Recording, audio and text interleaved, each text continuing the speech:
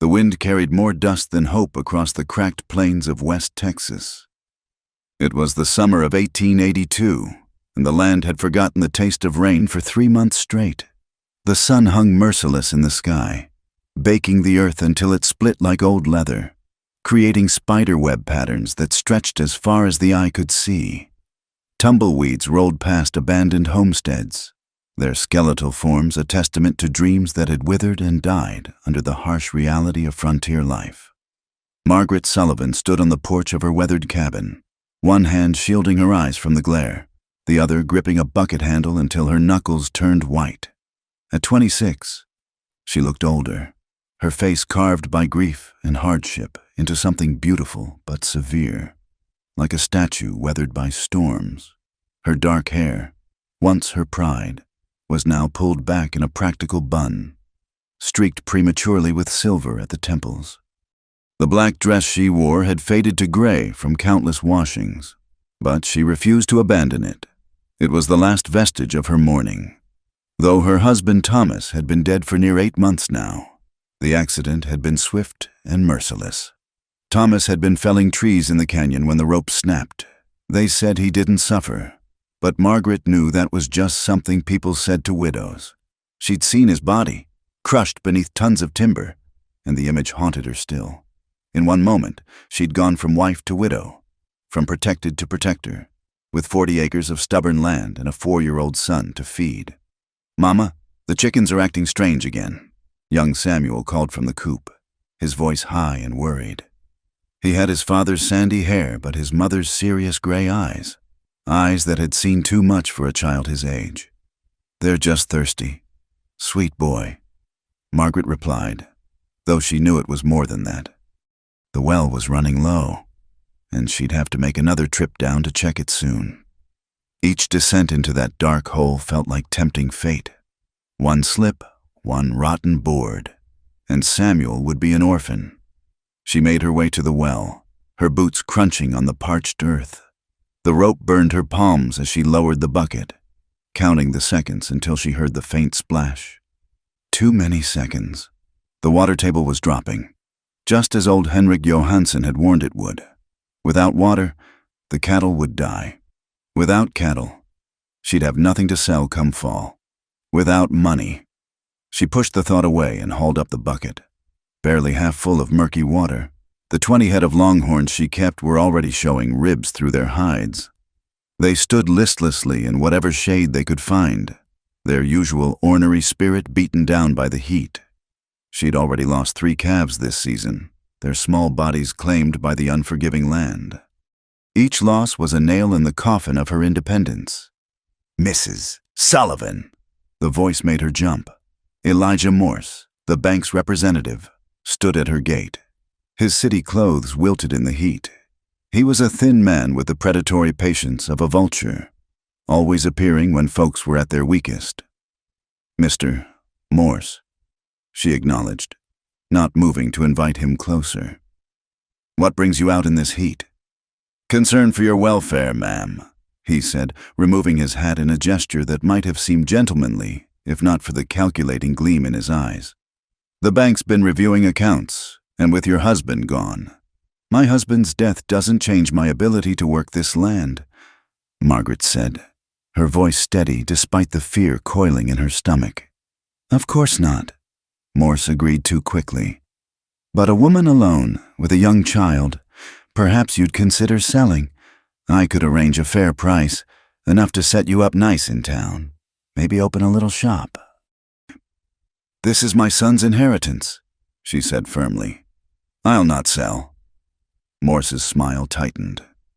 "The next payment is due in 2 months. Mrs. Sullivan, I do hope you'll have it." He replaced his hat and turned to go, then paused.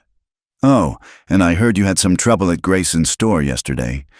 Something about your credit?" Heat flooded Margaret's cheeks. She had indeed been turned away when trying to buy feed, told her account was overdue.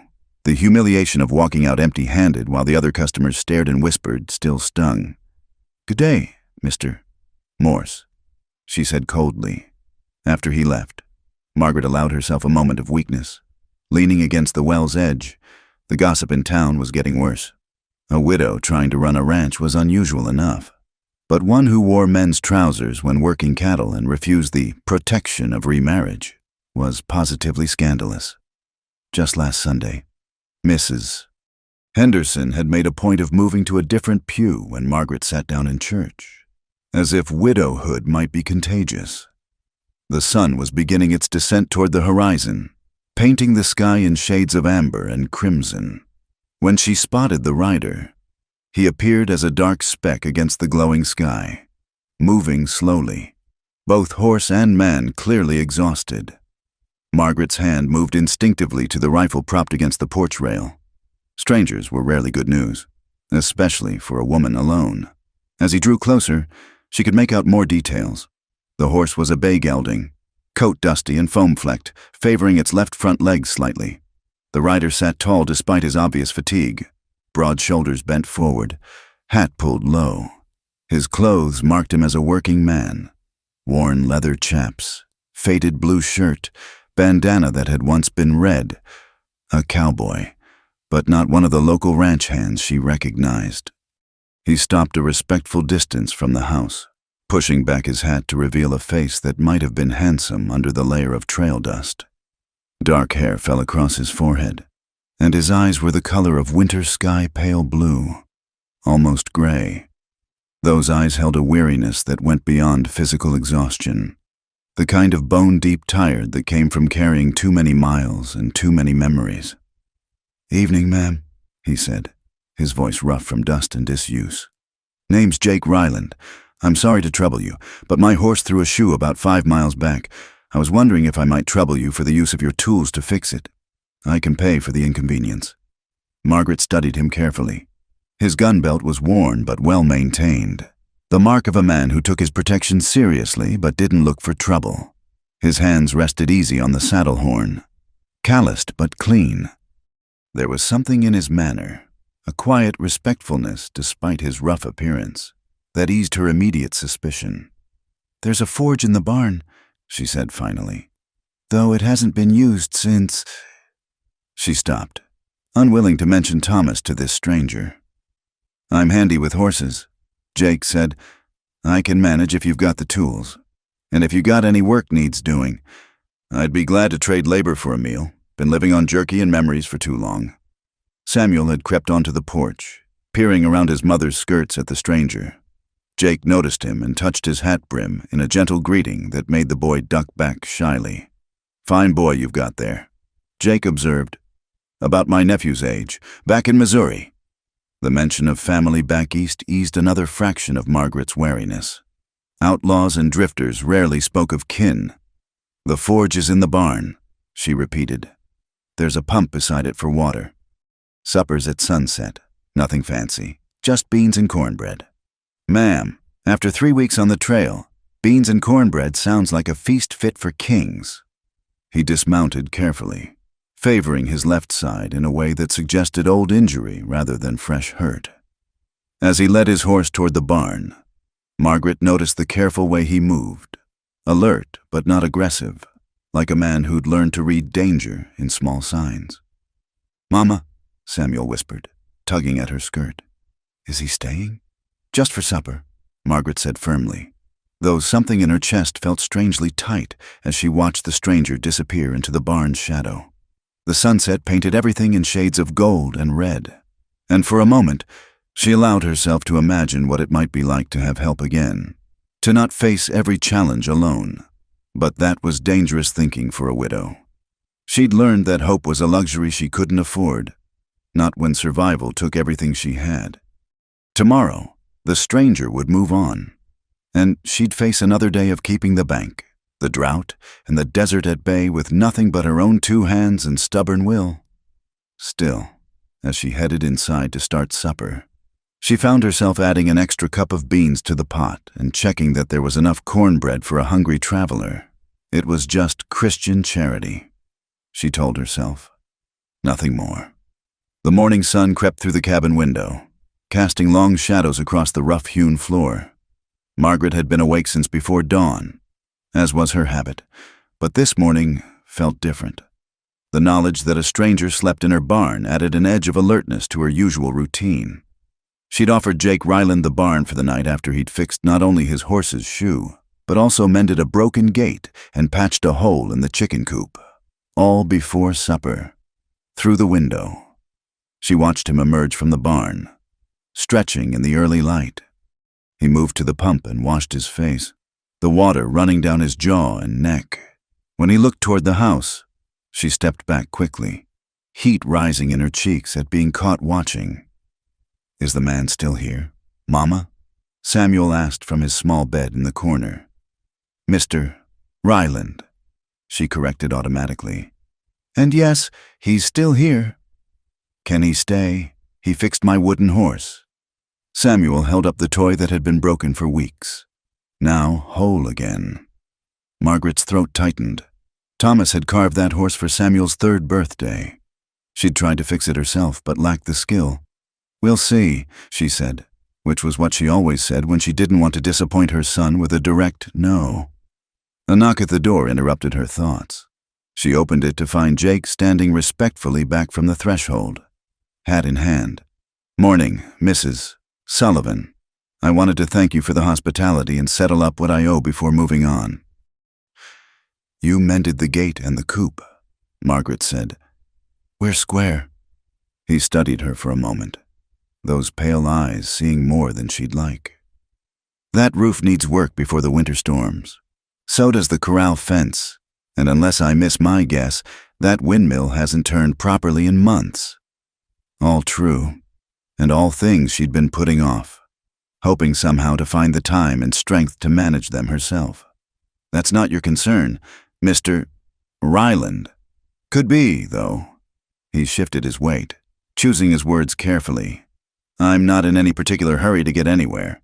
If you could use a hand for a few days. I work for food and a place to lay my head. That barn's more comfortable than most places I've slept lately." Margaret knew she should refuse. Already. Curtains had probably twitched in town when he'd ridden in yesterday. But the list of repairs grew longer each day, and her pride wouldn't put food in Samuel's belly come winter. "I can't pay wages," she said stiffly. "Didn't ask for any." He settled his hat back on his head. "I'll start with the roof, if that suits you." And so began an arrangement that Margaret told herself would last only a few days. But those days stretched into a week, then 2. Jake Ryland proved to be everything he'd promised, a hard worker who knew his business and kept a respectful distance. He ate his meals with them but excused himself quickly after. Returning to the barn, he spoke when spoken to but didn't pry or push for conversation. It was Samuel who first broke through Jake's reserve. The boy had taken to following him around like a shadow, peppering him with questions that Jake answered with surprising patience. "Were you in the war?" Samuel asked one evening as they sat on the porch after supper. The question made Margaret stiffen, but Jake just nodded slowly. "I was just a boy myself. Really, not much older than your mama was then. I reckon." "Did you kill anyone?" "Samuel."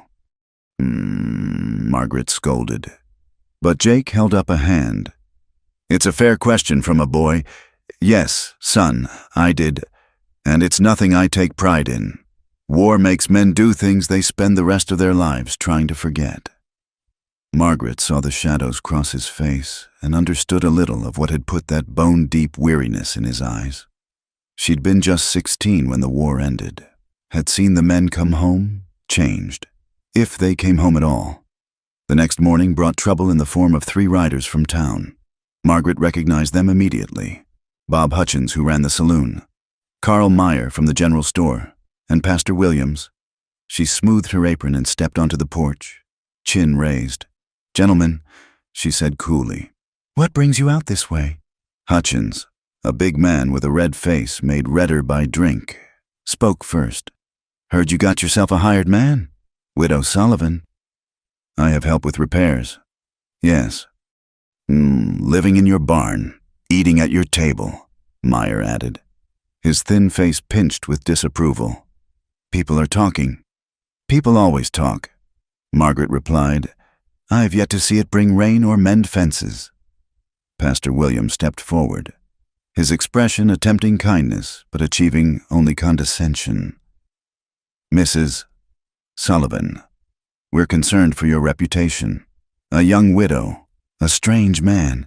Surely you can see how it looks." "What I see," Margaret said, her voice sharp as winter wind, "is that none of you offered help when my roof leaked or my fence fell down. Mr. Ryland works for meals and barn space, nothing more.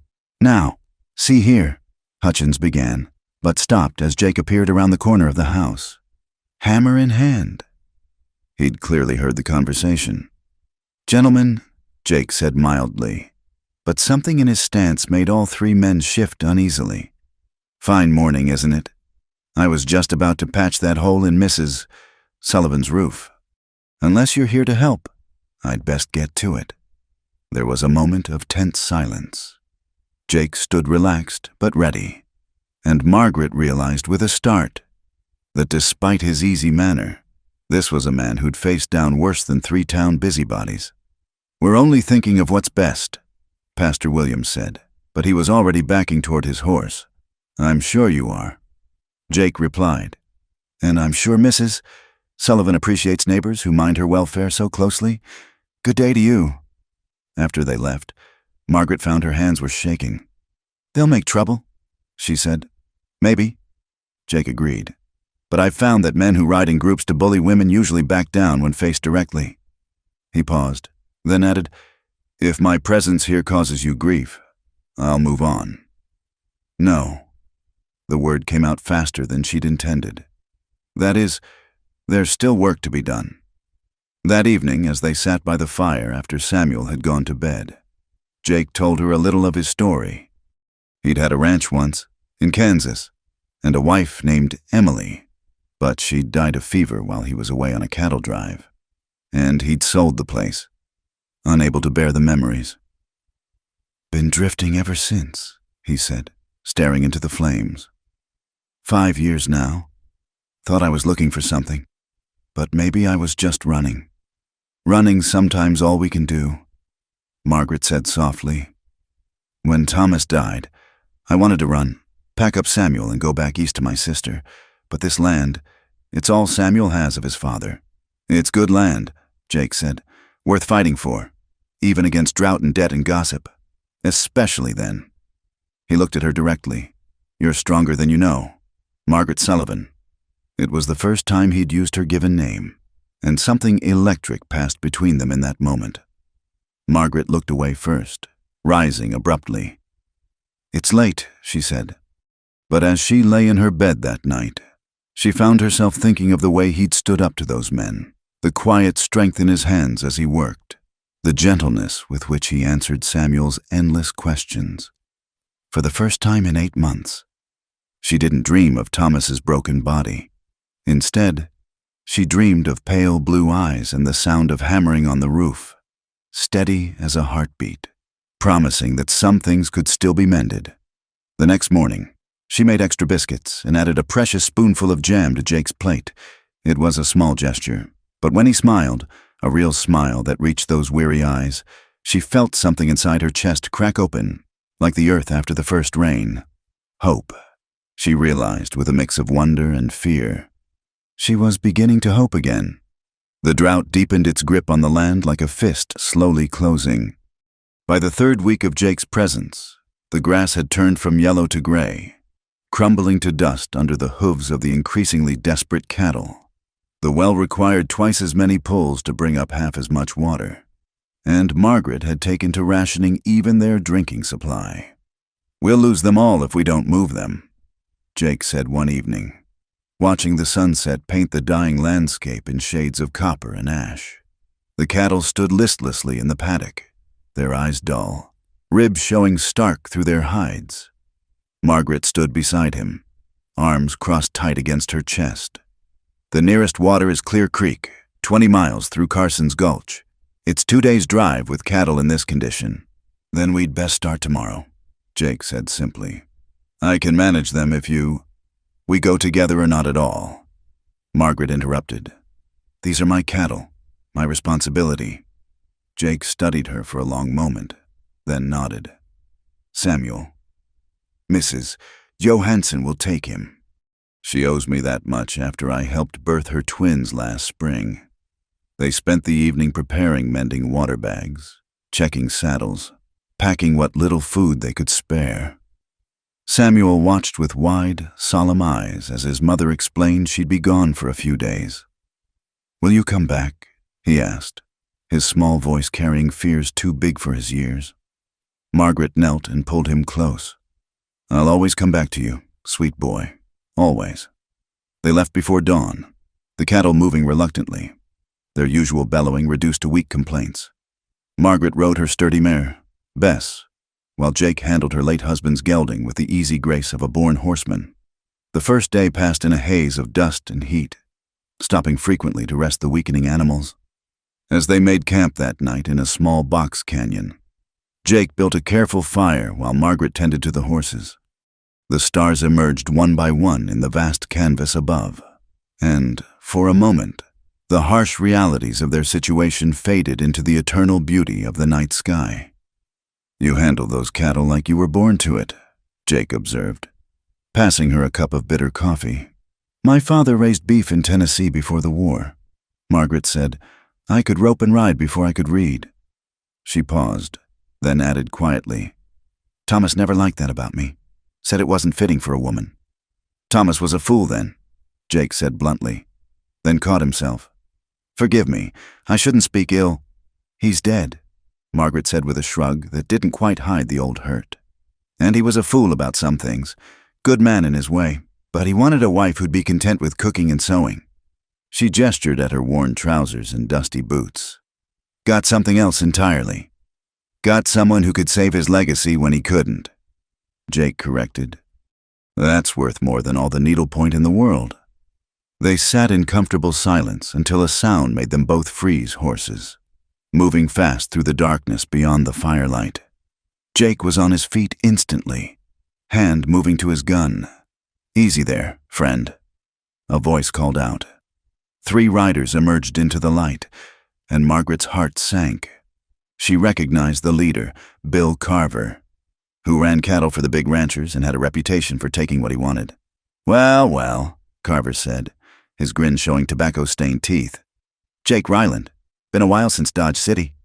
Jake's posture had changed subtly, becoming looser but somehow more dangerous. "Carver, still riding with trash, I see. Now that's unfriendly." Carver's eyes found Margaret, traveling over her in a way that made her skin crawl. "This your woman, Ryland. Pretty thing to be dragging through the desert." "The lady is driving her cattle to water," Jake said evenly. "We want no trouble." "Cattle, you say?" One of Carver's men, a wiry youth with mean eyes, laughed.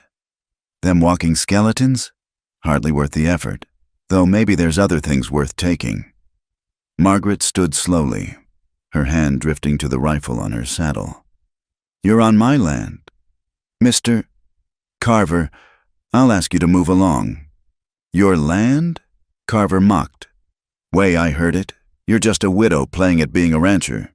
Maybe you need a real man to show you how it's done." What happened next was so fast Margaret almost missed it. Jake moved like lightning, his gun clearing leather and firing in one smooth motion. Carver's hat flew off his head. A neat hole punched through the crown. "Next one goes lower," Jake said conversationally. "The lady asked you to move along." For a moment, violence hung in the air like smoke. Then Carver slowly reached down and retrieved his hat, his face dark with rage. "This ain't over, Ryland." He snarled. "You neither, widow woman." After they'd gone, Margaret found she was trembling. Jake holstered his gun and touched her shoulder gently. "You all right? You knew him from before." Jake's jaw tightened. "We had a disagreement in Dodge over a woman he was bothering. Thought I'd seen the last of him." "Will he come back?" "Maybe. Men like Carver are cowards at heart, but we'd best keep watch tonight." They took turns standing guard, but the night passed without incident. As dawn broke, they got the cattle moving again, both aware that they were now racing against more than just drought. It was midday when they finally saw the green line of trees that marked Clear Creek. The cattle, scenting water, found new strength and surged forward. Margaret laughed with relief as they splashed into the shallow stream, drinking deeply. "We made it," she breathed. "We did," Jake agreed, but his eyes kept scanning the horizon. They spent the afternoon letting the cattle rest and graze on the green grass near the water. As evening approached, Jake suggested they camp on high ground where they could see anyone approaching. Margaret agreed, the encounter with Carver having shattered any sense of safety. As they sat by their small fire, Jake suddenly spoke. "My wife, Emily, she was like you, strong, determined, could outride most men and wasn't ashamed of it." His voice was soft with memory and pain. "When she died, I blamed myself for not being there. Sold everything and started drifting. Figured I didn't deserve another chance at happiness." Margaret watched his profile in the firelight, seeing the grief etched there. But then I rode up to a widow's cabin and found someone fighting the whole world to keep her son's inheritance. Made me think maybe running wasn't the answer. Maybe standing and fighting for something worthwhile was... Their eyes met across the fire, and Margaret felt that electric connection again, stronger now. Without thinking, she reached out and touched his hand where it rested on his knee. He turned his palm up, fingers intertwining with hers. "Jake," she whispered. "I know," he said roughly. "I know all the reasons this is complicated, but Margaret, A shot rang out, shattering the moment. Jake threw himself at Margaret, pulling her down as more bullets whined overhead. The cattle, spooked, began to mill and bellow. "Stay down," Jake ordered, drawing his gun and firing back at the muzzle flashes in the darkness. Margaret crawled to her rifle, her heart pounding. She could hear horses and men shouting. Carver had come back with friends. A bullet sparked off a rock near her head, and she fired back. Thomas's lessons in marksmanship serving her well. The firefight seemed to last forever, but was probably only minutes. Jake fought with cool precision, making every shot count. Margaret backed him up, keeping the attackers from flanking them. Finally, someone screamed in pain, and she heard Carver's voice cursing. "Pull back! Pull back! Damn you!" The sound of hooves faded into the night. Jake stayed crouched, weapon ready, for long minutes before finally straightening. "You hurt?" he asked urgently, hands running over Margaret's arms and shoulders. No, I'm fine. You? I'm good." He pulled her against him suddenly, holding her tight. "Damn brave woman. Margaret Sullivan. Damn brave." She clung to him, feeling the solid warmth of his chest, hearing his heart race to match hers. When he pulled back to look at her, moonlight silvering his features, she saw something in his eyes that made her breath catch. But then the moment passed, and they had to see to the cattle, several of which had scattered in the fight. By the time they'd rounded them up and moved camp to a more defensible position, the sun was rising. "Carver won't give up," Jake said as they prepared to drive the cattle back. "Men like him can't stand being bested. Then we'll be ready," Margaret said firmly. She looked at the man who'd risked his life for her and her cattle, who'd shown her son kindness and her the respect she'd craved. Together, Jake smiled then, that rare, real smile. Together. He agreed. As they began the journey home, cattle refreshed and strength renewed, Margaret felt something fundamental had shifted. She was no longer just fighting to survive. She was fighting for a future that suddenly seemed possible, even with all the challenges ahead, and she was no longer fighting alone. Word of the incident at Clear Creek had reached town before Margaret and Jake returned with the cattle. As they drove the herd into the home paddock, Margaret could see riders in the distance, watchers sent to observe and report back to the gossips. By evening, she knew everyone would be talking about how the widow Sullivan had spent 3 nights alone on the trail with her hired man. "Let me take Samuel into town for supplies tomorrow," Jake suggested as they unsaddled the horses. "Might be easier if you stay clear for a few days. Let the talk die down." Margaret's hands stilled on the saddle. "I won't hide in my own home like I've done something shameful. It's not about shame. It's about choosing your battles." She turned to face him, chin raised. "I've been choosing my battles since the day Thomas died. I won't start running from them now." Jake studied her with those pale eyes that seemed to see straight through to her soul. "Stubborn woman," he said, but there was admiration in his voice. That night, Samuel peppered them with questions about their adventure, his eyes bright with excitement. Margaret censored the dangerous parts, but Jake entertained the boy with tales of moving cattle and sleeping under stars. Watching them together, Jake patiently showing Samuel how to oil leather, the boy hanging on every word, made something ache deep in Margaret's chest. After Samuel was asleep, she found Jake on the porch, keeping watch as had become his habit since Carver's threats. "You don't have to stand guard every night," she said, handing him a cup of coffee. "Yes, I do." He accepted the cup, their fingers brushing. Carver's not the type to forgive and forget. They stood in comfortable silence, listening to the night sounds, crickets, a distant coyote, the wind through the dry grass.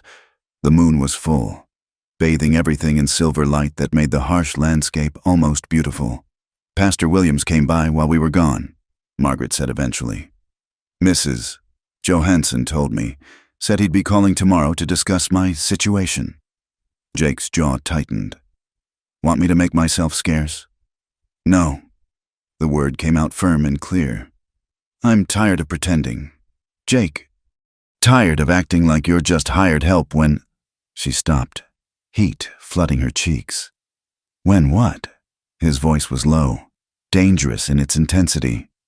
Margaret set down her cup and turned to face him fully. "When I lie awake at night thinking about you, when I watch you with Samuel and wish things were different. Margaret." Her name was a groan on his lips. "You know what people will say." "They're already saying it." She moved closer, close enough to feel the warmth radiating from his body. "I've been good. Jake, I've been proper. I wore black and kept my head down and tried to be the widow they expected. But I'm 26 years old, and I'm so tired of being alone." He set his cup aside and reached for her, hands framing her face with infinite gentleness. "You sure about this? Once we cross this line, there's no going back." Instead of answering, Margaret rose on her toes and pressed her lips to his. The kiss was tentative at first, then deeper as Jake's arms came around her, pulling her against him. She could taste coffee and dust and something uniquely him, and it made her head spin. When they finally broke apart, both breathing hard, Jake rested his forehead against hers. "Woman, you're going to be the death of me." "I hope not," she whispered. "I've buried one man already." The next morning brought Pastor Williams as promised, accompanied by Mrs. Henderson and Elijah Morse from the bank. Margaret met them on the porch, wearing her best dress but refusing to hide Jake's presence. He stood beside her, clean-shaven and respectable-looking, but clearly not cowed. "Mrs. Sullivan," Pastor Williams began, his thin face pinched with disapproval. "We've come to discuss the irregularities in your household arrangement." "What irregularities would those be?" Margaret asked calmly. Mrs. Henderson, a stout woman who wielded gossip like a weapon, leaned forward. "Don't play innocent. Margaret Sullivan, the whole town knows you've been carrying on with this drifter. This drifter has a name," Jake said mildly. "And I'd ask you to speak respectfully to Mrs. Sullivan." Morse cleared his throat. "The bank has concerns about the stability of your situation. Mrs. Sullivan, alone to an unmarried woman with no male protection. I wasn't aware my marital status affected my ability to pay debts." Margaret said sharply, "The payment isn't due for another month." "Yes, but given the moral questions arising." Morse trailed off meaningfully. Pastor Williams stepped forward, adopting what he probably thought was a kindly expression. "My dear, we're only thinking of your soul and your son's welfare. What kind of example are you setting?" "An example of hard work and determination." Margaret replied, "An example of not giving up when life gets difficult." "An example of fornication," Mrs. Henderson burst out. "Living in sin with a man not your husband." Jake stepped forward, and something in his movement made all three visitors step back. "Ma'am, I'd be real careful about making accusations you can't prove.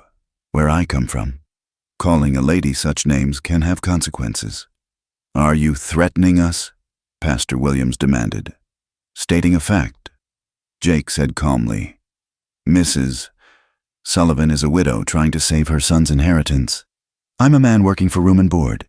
Anything else is your imagination and says more about your minds than our conduct."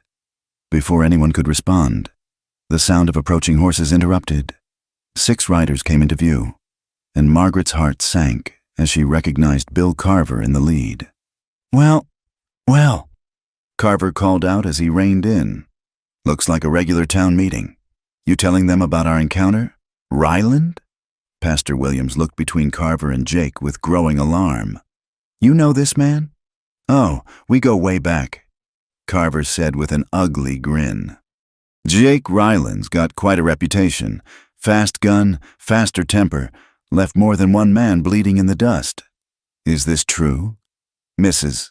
Henderson gasped, pressing a hand to her chest. Jake stood straighter. "I've defended myself when necessary, never started a fight, but I've finished a few." "Modest, ain't he?" Carver laughed. "Why don't you tell them about Dodge City, about Frank Morrison?" Margaret saw Jake's hands clench, but his voice remained steady. "Morrison was beating a saloon girl. I stopped him. He drew on me. He lost. Killed him dead." Carver confirmed with relish. "One shot, right through the heart. Course, that girl was real grateful afterward. Wasn't she, Jake?" The implications hung in the air like smoke. "Mrs." Henderson looked ready to faint, while Pastor Williams had gone pale. "I think you should all leave," Margaret said quietly. "Now." "But," Morse started. "Now." Her hand moved to rest on the rifle propped against the porch rail. "All of you, off my land." Carver laughed again. "Feisty one, ain't she? No wonder you like her. Ryland. Always did have a taste for the spirited ones." "Carver." Jake's voice had gone deadly quiet. "You've got 10 seconds to turn that horse around." Something in Jake's tone must have penetrated even Carver's bravado. He held up his hands in mock surrender. "We're going, but this ain't over. The widow might want to reconsider her choices. Be a shame if something happened to this nice little ranch." After they'd all gone, Margaret sank onto the porch step, shaking. Jake sat beside her, not touching but close enough that she could feel his warmth. "I'm sorry," he said quietly. "My past. We all have pasts." Margaret interrupted. "You defended a woman who couldn't defend herself. There's no shame in that. The town won't see it that way. Then the town can go to hell." The profanity felt good on her lips. Liberating. That night, after Samuel was asleep, a storm rolled in. Not rain, that blessing was still withheld, but wind and lightning that lit the sky in violent bursts. Margaret stood at her window watching nature's fury when a soft knock came at her door. Jake stood there, hair wild from the wind. "Wanted to check you were all right. Storm's making the horses nervous." She should have sent him back to the barn. Should have maintained the proprieties that were already in tatters. Instead, she stepped back and let him in. They stood facing each other in the flickering lamplight, the storm raging outside. Then Jake reached for her, and she went into his arms like coming home. His kiss was desperate, hungry, full of longing held back too long. "Margaret," he breathed against her lips. "Tell me to leave. Tell me to go back to the barn." "Stay," she whispered. "Please, Jake, stay." He pulled back to look at her, his pale eyes dark with desire and something deeper. "I'd give anything to court you proper. To marry you in that church with everyone's blessing. You deserve that. What I deserve," Margaret said firmly, "is to choose my own path. And I choose you." Outside, thunder crashed like heaven's judgment. But inside Margaret's small home, there was only warmth and whispered promises and the kind of hope that blooms in spite of every obstacle. When Jake finally held her close in the darkness, skin against skin with the storm as witness, he whispered the words that would echo in her heart. I'd trade 10 herds for one night with you." And Margaret, who had thought her heart buried with Thomas, discovered it had only been sleeping, waiting for a drifter with pale eyes and gentle hands to wake it back to life. Dawn came too soon, bringing with it the harsh reality of destruction. The storm had torn through the ranch like an angry giant, leaving devastation in its wake. Margaret stood in the doorway, her heart sinking as she surveyed the damage. The chicken coop lay in splinters, feathers scattered like snow across the yard. Half the corral fence was down, and the barn roof that Jake had so carefully patched now showed gaping holes where the wind had ripped away boards. "Mama, where are the chickens?" Samuel's small voice carried across the chaos. "We'll find them, sweet boy," Margaret said, though she suspected many were lost to coyotes or the storm itself. Jake emerged from checking the barn, his face grim. "Lost 4 head of cattle. Fence gave way and they scattered. Found 2 with broken legs in the gulch. Had to put them down." He met her eyes, and she saw her own despair reflected there. "The rest are scattered to hell and gone." Margaret pressed her hands to her face, fighting back tears. Each loss was another nail in the coffin of her independence. With the bank payment due in weeks and now this. "We'll rebuild," Jake said firmly, moving to stand beside her. "We'll round up what cattle we can find and—" "With what?" Margaret's voice cracked. "I've got no money for lumber, no credit at the store. And even if I did—" She gestured helplessly at the destruction. A dust cloud on the horizon caught their attention. Riders approaching. Too many to mean anything good. Margaret recognized George Dalton in the lead, owner of the Double D ranch that sprawled across half the county. Behind him rode 6 men, including Elijah Morse from the bank. "Mrs. Sullivan." Dalton touched his hat brim as he reined in. He was a big man with a silver threading through his hair and the confident bearing of one used to getting his way. "Heard you had some trouble with the storm." "Nothing we can't handle," Jake said, stepping slightly forward. Dalton's eyes dismissed him and focused on Margaret. "I'll be straight with you, ma'am. This land's too much for a woman alone. I'm prepared to make you a fair offer, enough to clear your debts and set you up comfortable in town." "The land's not for sale," Margaret said automatically. "Now, don't be hasty." Morse interjected. "Your payment is due in 3 weeks. With the cattle lost and the damage here, you've got no way to make that payment." Dalton finished bluntly. "I'm offering you a way out with dignity. Take it, and you can start fresh. Refuse." He shrugged. "The bank will foreclose, and you'll have nothing." Margaret felt Jake tense beside her, but she put a hand on his arm. "And if I refuse?" Dalton's friendly mask slipped a bit. "Then you're a fool. Ma'am, this land's going to be mine one way or another.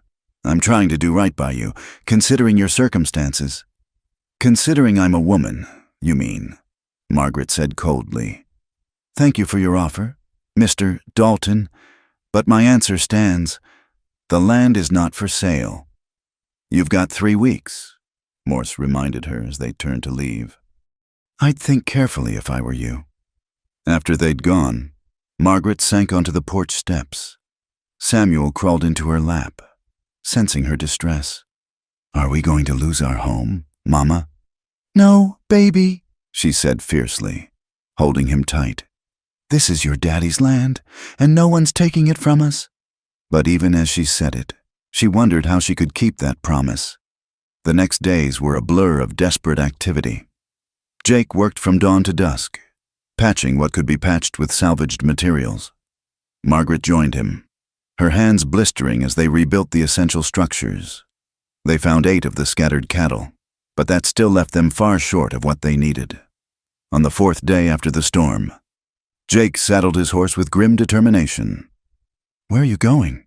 Margaret asked, though she suspected she knew. "To find work. The Dixon Ranch is hiring for a cattle drive. It's 2 weeks' work, but the pay—" He met her eyes. "It might be enough to make the difference." "Jake, no!" She moved closer, lowering her voice so Samuel wouldn't hear. "After what happened between us, I can't let you—" "You're not letting me do anything," he interrupted gently. "I'm choosing to help the woman I—" He stopped, glancing at Samuel. "The woman who matters to me." Margaret's throat tightened. "What if Carver—" "I can handle Carver." He touched her cheek briefly. "Take care of each other. I'll be back before the payment's due." Watching him ride away felt like losing a piece of herself. Margaret squared her shoulders and turned back to the endless work. But the ranch felt emptier, more vulnerable without his presence. A week passed with no word. Margaret threw herself into salvaging what she could, selling her mother's silver comb and her last good dress to buy feed for the remaining cattle. Samuel grew quieter, asking every evening when Jake would return. Then came the night when she woke to the smell of smoke. "Fire!" She grabbed Samuel, rushing outside to see the barn ablaze, flames already licking at the sky. The horses were screaming, trapped inside. Without thinking, Margaret thrust Samuel at the porch. "Stay here!" Then she ran for the barn, grabbing a blanket to throw over her head. The heat was like a wall, the smoke choking. But she could hear Bess's terrified whinnies. She fumbled with the stall latches, eyes streaming, lungs burning. First Bess, then Thomas's gelding, then the pack mule. She drove them all toward the door, praying the flames wouldn't block their escape. Just as she turned to follow them, a burning beam crashed down, showering her with sparks. She stumbled, disoriented by smoke and heat, when strong arms grabbed her, hauling her bodily from the inferno. "Damn fool woman!" Jake's voice, rough with fear and anger. He dragged her clear of the barn, both of them coughing and gasping. "Jake!" She could barely see him through the smoke and tears. "How?" "Saw the fire from the ridge. Margaret, what the hell were you thinking?" "The horses! To hell with the horses!" He pulled her against him, his hands shaking as they moved over her, checking for burns. "You could have died." "But I didn't," she said, then started coughing again. They fought the fire with buckets and blankets, but it was hopeless. By dawn, the barn was a skeleton of blackened timbers, smoke still rising from the ashes. Margaret sat on the ground, Samuel in her lap, staring at the destruction. "It was set," Jake said quietly, showing her a charred can that had held kerosene. "Carver's work. I'd bet my life on it." "Doesn't matter who did it," Margaret said dully. "It's done." Jake knelt beside her, his face streaked with soot and sweat. "I brought most of my pay. It's not enough for lumber and the bank both, but—" "Keep it," Margaret said. "You earned it." "Margaret?" "No." She stood, settling Samuel on her hip. "I won't take your money, Jake. You've done enough." She looked at the ruins of the barn, then at the house that had survived by mere chance of wind direction. Maybe Dalton was right. Maybe I am a fool. "Don't." Jake stood too, his eyes fierce. "Don't you dare give up. Not the woman who faced down Carver's guns and pulled 3 horses from a burning barn. That woman is tired," Margaret said softly. "That woman is beaten." Jake moved closer, his hand coming up to cup her face, thumb brushing away a tear that had cut through the soot. "That woman," he said firmly, "is the strongest person I know, and she's not alone." Samuel reached out from Margaret's arms to touch Jake's face. "Don't go away again," the boy said solemnly. "We need you." Jake's eyes never left Margaret's as he answered, "I'm not going anywhere. Son, your mama's stuck with me now." Despite everything, the smoking ruins, the impossible debt, the very real threat of losing everything, Margaret felt a spark of hope rekindle in her chest. She leaned into Jake's touch, drawing strength from his presence. "All right," she said quietly. "We fight." "We fight," Jake agreed. Then, despite the soot and sweat and watching eyes of the rising sun, he kissed her. It was a promise, a declaration, a refusal to surrender to the forces trying to tear them apart, when they finally pulled apart. Samuel giggled, the first happy sound he'd made in days, and Margaret realized that even if she lost the land, even if Dalton and Morse and all the rest succeeded in driving her out, she'd found something worth more than any ranch. She'd found a partner, a man who'd ride through fire for her, literally. And maybe, just maybe, that would be enough to see them through. "Come on," Jake said, shifting Samuel to his own arms with easy familiarity. Let's see what we can salvage. We've got 2 weeks to work miracles." As they walked toward the ruined barn, Margaret's hand found Jake's free one, their fingers intertwining. Whatever came next, they'd face it together, and somehow, that made all the difference. Winter arrived like an unwelcome guest, bringing bitter winds that cut through even the thickest coat. The first snow fell in early November, covering the blackened ruins of the barn and the struggling ranch in a deceptive blanket of white purity. Margaret stood at the window, watching Jake and Samuel build a snowman in the yard, the boys' laughter carrying on the cold air. They'd managed to construct a makeshift shelter for the horses from salvaged lumber and what materials their neighbors could spare. The Johansons had helped, as had a few other families who remembered Margaret's kindness in better times. But it was barely enough to keep the animals alive through the harsh weather. Food was becoming a critical concern. Margaret had preserved what she could from the garden before the frost, but with the chickens gone and only a few cattle left, meat was scarce. She'd taken to making soup from bones she'd have thrown away in better times, stretching every meal as far as it would go. "Mama, I'm hungry," Samuel said one evening, pushing his thin soup around his bowl. "I know, sweet boy. Eat what you can." She glanced at Jake, who quietly pushed part of his own portion into the child's bowl when Samuel wasn't looking. The next morning brought visitors. Margaret heard the horses before she saw them, too many to be friendly. She grabbed Thomas's rifle and stepped onto the porch, Jake beside her with his pistol loose in its holster. George Dalton led the group, but this time he'd brought more than ranch hands. Bill Carver rode at his right, and Margaret recognized 2 other men as hired guns from the territory. "Mrs. Sullivan," Dalton said, his breath clouding in the frigid air. "I've come with a final offer." "My answer hasn't changed," Margaret said steadily. "The bank payment is due in 5 days." Dalton continued as if she hadn't spoken. "You can't make it. We both know that. I'm offering you $500 for the land. Enough to start over somewhere else." "That's half what it's worth," Jake said coldly. Dalton's eyes flicked to him dismissively. "It's more than she'll have when the bank forecloses. And considering the accidents that keep happening here, it's generous." "Are you threatening us?" Margaret asked. "Stating facts," Dalton replied. "This land borders my spread. I need the water rights. One way or another, I'll have them. The question is whether you leave with money in your pocket or with nothing but the clothes on your back." Carver leaned forward in his saddle, grinning. "Maybe not even those clothes, if you take my meaning." Jake's hand moved to his gun, but Margaret caught his arm. "Get off my land," she said quietly. "All of you." Dalton shook his head. "Pride goes before a fall. Mrs.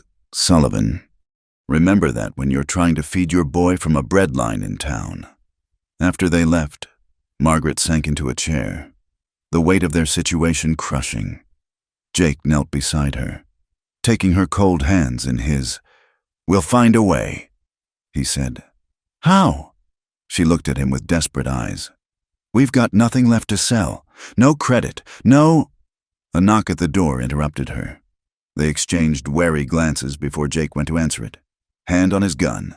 But instead of more trouble, Henrik Johansson stood there, hat in hand. "May I come in?"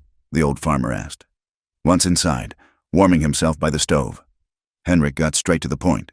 "That skunk Dalton came by my place yesterday. Offered to buy my water rights, too. When I refused, one of his men mentioned how sad it would be if something happened to my granddaughter on her way to school." Margaret gasped. "Henrik, no." "Yeah, they've gotten bold." He reached into his coat and pulled out a leather pouch. "My Anna and we've been talking. You helped birth our twins, stayed up 3 nights when they had the fever. Never asked for payment." He set the pouch on the table. "It's not much, but maybe enough to help with the bank." "I can't take your money," Margaret protested. "Not taking, borrowing." Henrik's weathered face creased in a smile. "You pay back when you can. No interest. That's what neighbors do." Jake opened the pouch, counting quickly. "This is... Henrik, this is $50. Yeah, well, we don't need much, and we need good neighbors more than money." Before Margaret could respond, another knock came. This time it was Mary Patterson from the neighboring ranch, carrying a basket of preserves and dried meat. "Heard you might be having some trouble," she said simply. "This isn't charity. It's payment for when you helped with my husband's broken leg last spring." Throughout the day, people came, not many. Dalton's influence and the town's disapproval kept most away. But those who came brought what they could, a few dollars here, food there, even some ammunition for defense. By evening, they'd collected almost enough to make the bank payment. "Almost isn't enough," Margaret said, counting again. They were still $20 short. "My pay from the cattle drive," Jake said, pulling out his own savings. "That makes it enough." "Jake, no, that money is yours. Nothing I have is mine anymore," he said simply. "It's ours, if you'll have me." The words hung in the air like suspended snowflakes. Samuel looked between them with bright, curious eyes. "What do you mean?" Margaret asked, her heart pounding. Jake dropped to one knee, right there in the kitchen with the table full of donated coins, and Samuel watching wide-eyed. "I mean, I love you, Margaret Sullivan. I mean, I want to stand beside you against whatever comes. I mean, I want to be Samuel's father and your husband, if you'll have a broken-down cowboy with more past than prospects." Margaret's hands flew to her mouth, tears spilling over. "Jake, I know it's not the proposal you deserve," he continued. "No ring, no fancy words, but what I can offer is my whole heart, my gun to defend you, and my hands to work alongside you until we build this place into something Samuel can be proud of."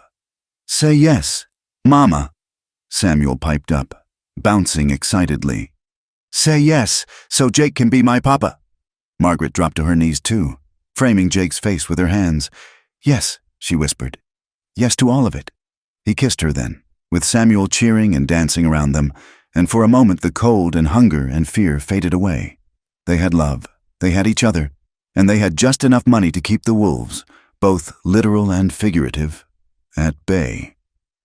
The next morning, they woke to find fresh horse tracks in the snow around the house. Jake investigated grimly, finding evidence that riders had circled the property in the night.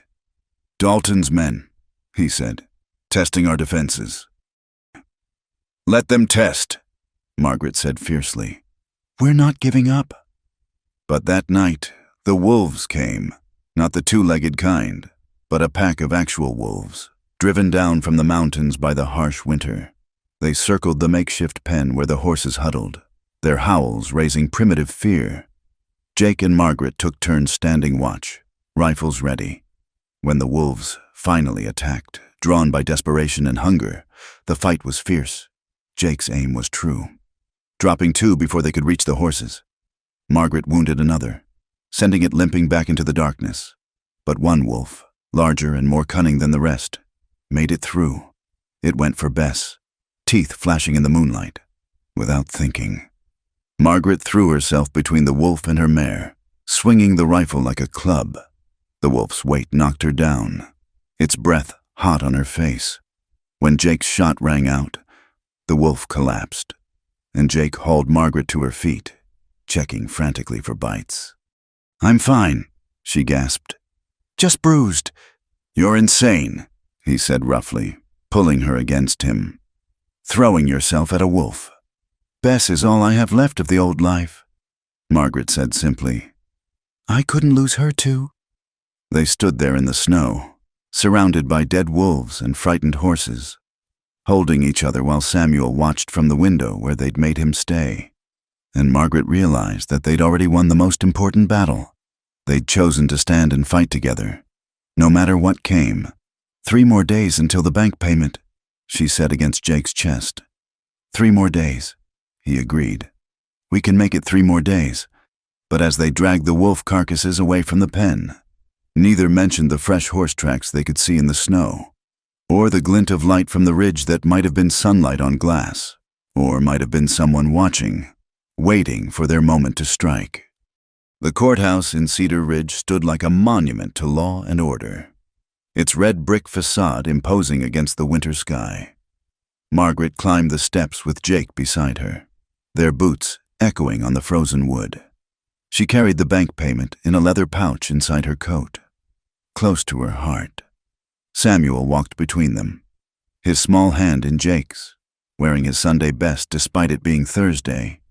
Inside, the warmth hit them like a wall. The courtroom was already filling with townspeople, drawn by word that Dalton was making his move against the widow Sullivan. Margaret recognized many faces, some sympathetic, others clearly aligned with Dalton's money and influence. "Right on time," Elijah Morse said, approaching with papers in hand. His smile was thin as winter ice. "I trust you have the payment." "Every penny," Margaret said, reaching for the pouch. "Ah, but first there's a small matter to address." Morse gestured toward the judge's bench where Judge Carlton was taking his seat. "Mr. Dalton has filed a claim questioning your legal right to the property." Margaret's blood turned cold. "What?" George Dalton rose from his seat in the front row, flanked by two lawyers in city suits. "It's quite simple, Your Honor. I've discovered irregularities in the original land deed. The property boundaries as filed don't match the federal survey. Mrs. Sullivan's late husband may have been claiming land that wasn't rightfully his." "That's a lie." Margaret stepped forward, but Jake caught her arm. "Let me handle this," he murmured, then addressed the judge. "Your Honor, this is nothing but a wealthy man trying to steal from a widow. That land's been in Thomas Sullivan's name for 6 years." Judge Carlton, a heavy man with pendulous jowls, peered over his spectacles. "And you are Jake Ryland, Mrs. Sullivan's intended." A murmur ran through the crowd at this announcement. "I see." The judge's tone suggested he didn't approve. "Well, Mr. Ryland, Mr. Dalton has presented documentation, unless Mrs. Sullivan can prove her claim." "I have the original deed," Margaret said, pulling papers from her coat. "Signed and witnessed." One of Dalton's lawyers, a sharp-faced man named Crawford, stood. "Your Honor, we don't dispute that a deed exists. We dispute its accuracy. Our surveyor has found that the Sullivan property encroaches on Mr. Dalton's land by nearly 40 acres, including the water rights to Clear Creek. The creek has always been our boundary," Margaret protested. "According to your husband's filing, yes," Crawford continued smoothly. "But according to the federal survey of 1876, he produced a map with official-looking seals. The true boundary runs a quarter-mile east of the creek." Margaret stared at the map in horror. Without the water rights, the land was worthless for ranching. It was a clever trap. Even if she kept the property, she'd be forced to sell without access to water. "This is fraud," Jake said flatly. "That map's been doctored." Crawford's expression hardened. "That's a serious accusation, Mr. Ryland. Can you prove it?" "Can you prove it isn't?" Jake countered. Judge Carlton banged his gavel. "Order. Mr. Crawford, this is a serious claim. What evidence do you have beyond this map?" "The testimony of our surveyor, Mr. Bernard Hicks," Crawford replied. "He's prepared to swear that his measurements are accurate." Margaret watched as Hicks took the stand, a thin, nervous man who kept glancing at Dalton. His testimony was precise, technical, and damning. According to his measurements, Thomas had indeed claimed land that wasn't his. "Mrs. Sullivan," the judge said when Hicks finished, "do you have any witnesses to refute this testimony?" Margaret's mind raced. Who could dispute a surveyor's measurements? Then inspiration struck. "Henrik Johansson," she said. "He homesteaded the adjacent property before my husband arrived. He knows the true boundaries." There was a stir as Henrik made his way forward, his weathered face set in determined lines. He took the oath with solemn dignity. "Mr. Johansson," Margaret said, acting as her own counsel since she couldn't afford a lawyer. "How long have you lived on your property?" "23 years come spring," Henrik answered. "Was here before there was a town, before Mr. Dalton built his big ranch. And the boundary between your land and ours? Clear Creek. Yeah, always has been.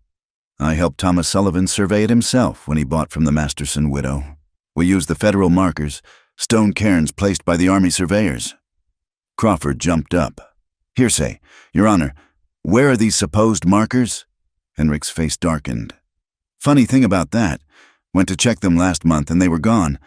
Dug up, looked like recent too." The courtroom erupted in whispers. Dalton's face remained impassive, but Margaret saw him exchange glances with Carver. "Without the markers, it's your word against our survey," Crawford said dismissively. "Not just my word," Henrik said calmly. He reached into his coat and pulled out a worn notebook. "I keep records. Everything, weather, crops, boundaries. Here." He opened to a page covered in neat handwriting. "August 15th, 1876. Helped Army surveyors place markers. Stone cairns, 3 feet high, at quarter-mile intervals along Clear Creek. Even got their names. Lieutenant Morrison and Surveyor McKnight." Crawford's confident expression faltered. Those men could be dead, transferred. "McKnight's not dead," a voice called from the back. Everyone turned to see Doc Hartley standing. "He's my brother-in-law. Lives in Denver now. I could wire him for confirmation." Judge Carlton looked increasingly uncomfortable. "This is becoming quite complex. Perhaps we should postpone." "Your Honor?" Dalton interrupted. Standing, "This is ridiculous. We're taking the word of an old immigrant and a woman of questionable morals against an official survey." "Questionable morals?" Margaret's temper flared. "How dare you? You've been living with a man not your husband," Dalton said coldly. "Everyone knows it. Is this the sort of person who should hold property? A woman who flaunts propriety, who consorts with a known gunman?" "That's enough," Jake said, his voice deadly quiet. But Dalton pressed on. "Your Honor, even if the boundaries were in dispute, Mrs. Sullivan has proven she can't properly manage the land. The barn burned down. She's lost most of her cattle. She's behind on her accounts all over town. And now she's taken up with a drifter with blood on his hands. For the good of the community. For the good of your bank account. You mean," Margaret shot back, "you want my water rights because your cattle have overgrazed your own land. You've tried to buy me out, burn me out, and now law me out. Can you prove any of these accusations?" Crawford demanded. "Can you prove Mr. Hicks really surveyed that land?" Jake countered. "Or did he just draw lines where Dalton told him to?" Hicks went pale. I stand by my survey." "Do you?" Jake stepped forward. "Would you swear on it? Would you stake your professional reputation that you personally measured every foot of that boundary?" Hicks glanced nervously at Dalton. There may have been some estimates based on existing documentation." The courtroom erupted. Judge Carlton banged his gavel repeatedly. "Order! Order!" when quiet finally returned. The judge looked weary. "It seems we have conflicting testimonies and missing evidence. However, the burden of proof—" "Your Honor," a new voice interrupted. Everyone turned to see Pastor William standing. Margaret's heart sank. Surely he would side with Dalton. "I have something to say," the pastor continued, looking uncomfortable but determined. "I've been troubled by this matter. Last week, I overheard Mr. Carver and another man laughing about digging up some stones near Clear Creek. I thought nothing of it then. But now—" Carver shot to his feet. "That's a damn lie." "Is it?" Pastor Williams pulled himself straighter. "I may not approve of Mrs. Sullivan's choices, but I approve less of bearing false witness. What I heard was clear. They were removing boundary markers on Mr. Dalton's orders." The courtroom exploded into chaos. Dalton's face went from red to purple. "This is conspiracy. They're all lying." Judge Carlton's gavel cracked from the force of his blows. "Mr. Dalton, control yourself. Mr. Carver, do you deny these accusations?" Carver's hand moved toward his gun, but stopped as Jake stepped protectively in front of Margaret. The two men locked eyes, years of animosity crackling between them. I don't have to answer to some milk-blood preacher, Carver snarled. No, but you'll answer to me, Judge Carlton said sternly. Sheriff, I want Mr. Carver detained for questioning, and Mr. Hicks. I'll be recommending a full investigation into your survey. As for the matter at hand, he looked at Margaret. Mrs. Sullivan, do you have your payment? With shaking hands. Margaret produced the pouch. Every dollar, Your Honor. Then the bank must accept it. The question of boundaries will require further investigation, but until such time as fraud can be proven either way, the status quo stands. The Sullivan Ranch remains in Mrs. Sullivan's possession. The gavel came down with finality. Dalton stormed out, his lawyers trailing behind. Carver had to be escorted out by the sheriff, but not before shooting Jake a look that promised violence. As people filed out, many stopped to shake Margaret's hand or nod respectfully.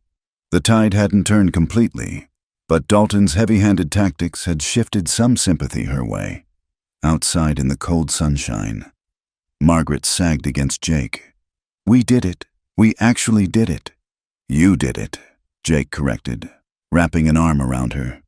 You and your neighbors who wouldn't let a bully win. Samuel tugged at their coats. Does this mean we get to keep our home? Yes, sweet boy, Margaret said, lifting him into her arms. We get to keep our home. And Jake gets to stay forever? Samuel persisted. Jake met Margaret's eyes over the boy's head. If your mama will have me. Forever, Margaret confirmed, and didn't care who saw when Jake kissed her right there on the courthouse steps. They'd won this battle. But as they rode home through the winter afternoon, Margaret knew the war wasn't over. Dalton wouldn't give up easily, and Carver would want revenge. But for now, they had their land. They had each other, and they had proven that sometimes justice could prevail over money and power. Sometimes love and determination were enough. Spring came like a miracle to the drought-stricken land. The first green shoots pushed through the melting snow in March, and by April, the prairie was carpeted with wildflowers, blue lupines, yellow buttercups, and the delicate pink of prairie roses.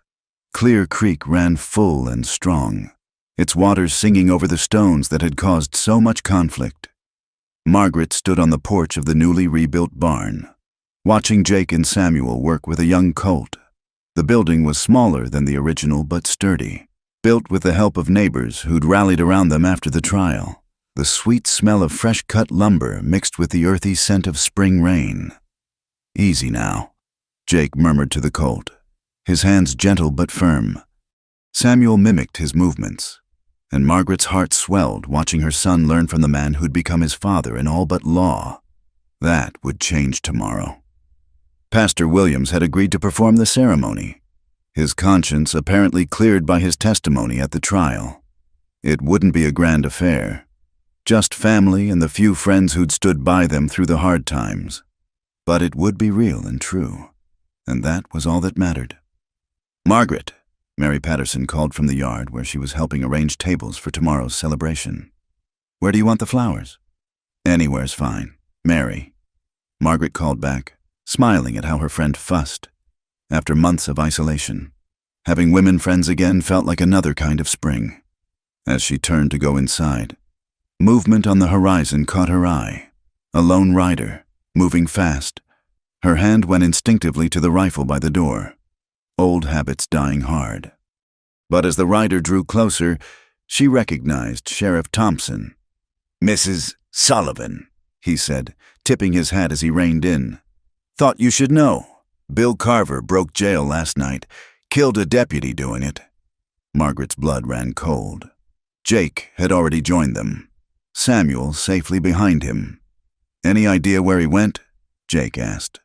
Trail led north toward the mountains, but the sheriff's expression was grim. A man like Carver don't run without settling scores first. I'd post a watch if I were you. After he left, Margaret found Jake checking his weapons with methodical precision. Maybe we should postpone. No. Jake's voice was firm. We've put our lives on hold for men like Carver long enough. Tomorrow we get married as planned. But tonight, I keep watch. Margaret touched his face. Not alone. That night, as they sat together on the porch keeping vigil, Jake told her more about his past with Carver. The woman in Dodge City had been Carver's favorite saloon girl, barely 17 and terrified of him. Jake's intervention had cost Carver more than Face the girl had testified about other crimes, sending him to prison for 2 years. He blamed me for everything that went wrong in his life after that, Jake said quietly. Lost his position with the railroad, his connections, turned to hired gun work for men like Dalton. And now he's lost again because of us, Margaret said. Because of his own choices.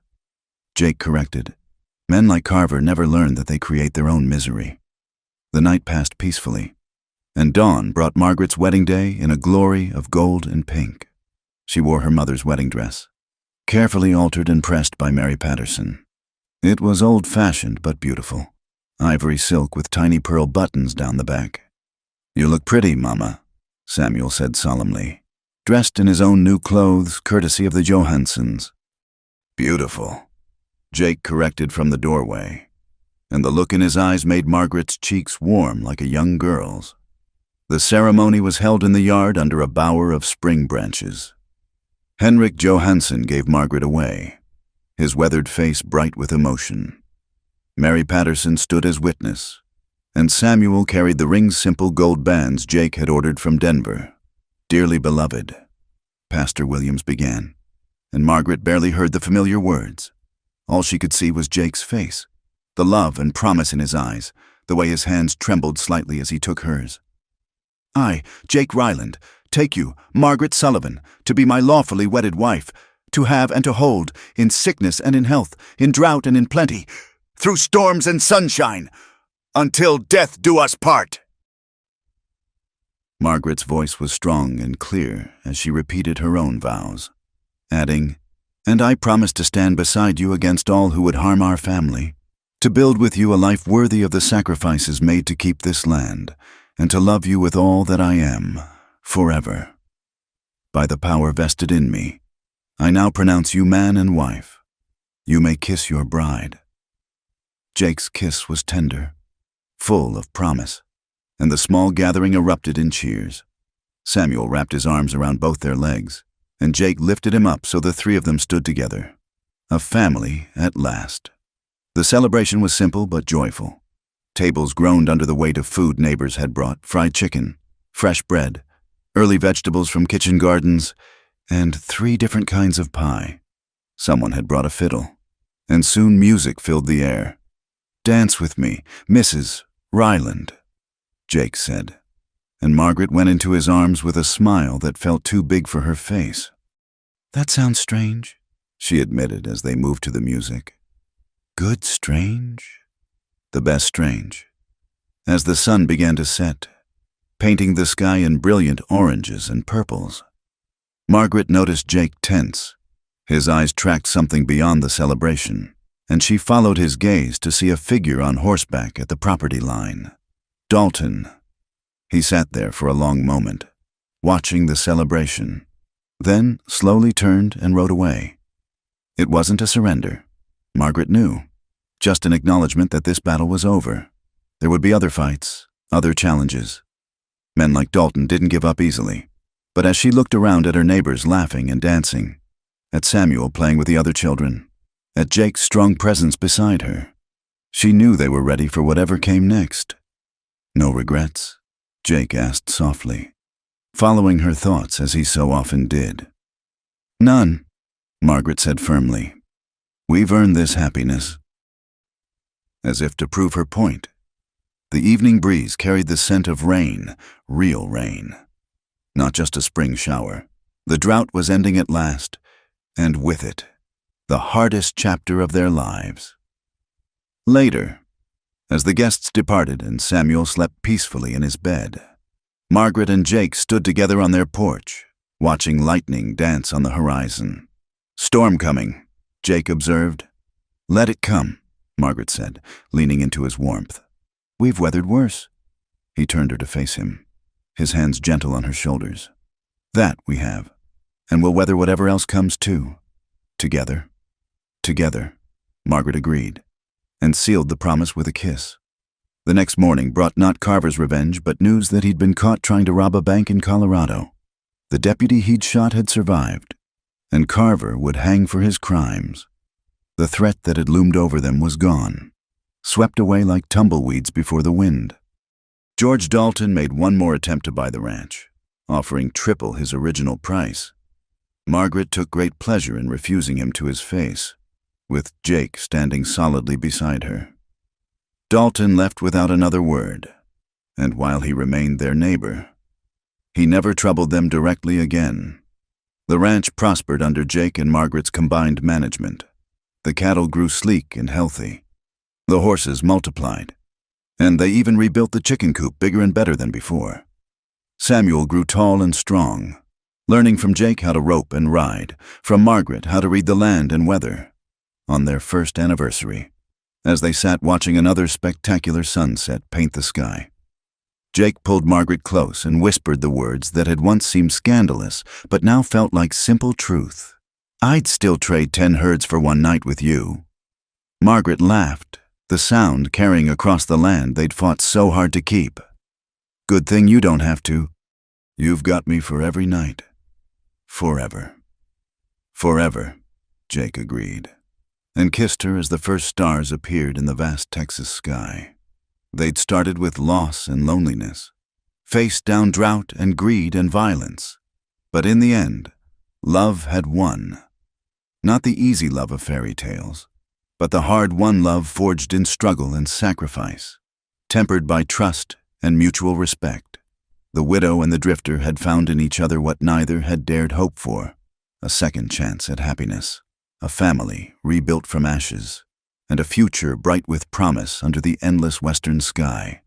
And if sometimes the good people of Cedar Ridge still whispered about the scandal of how it all began, well, Margaret and Jake were too busy living their lives to care. They had each other, they had Samuel, and they had their land. It was more than enough. It was everything. Thank you so much for listening to this Wild West love story. I hope Margaret and Jake's journey touched your heart as much as it touched mine while sharing it. Where are you listening to this story from? Please drop a comment below. I'd love to know if you're enjoying this from a ranch in Texas, a busy city apartment, or somewhere completely unexpected. Don't forget to subscribe to the From Wild West channel for more authentic frontier tales of love, courage, and adventure. Share your thoughts about Margaret and Jake's story. Did you have a favorite moment? Let's connect in the comments below.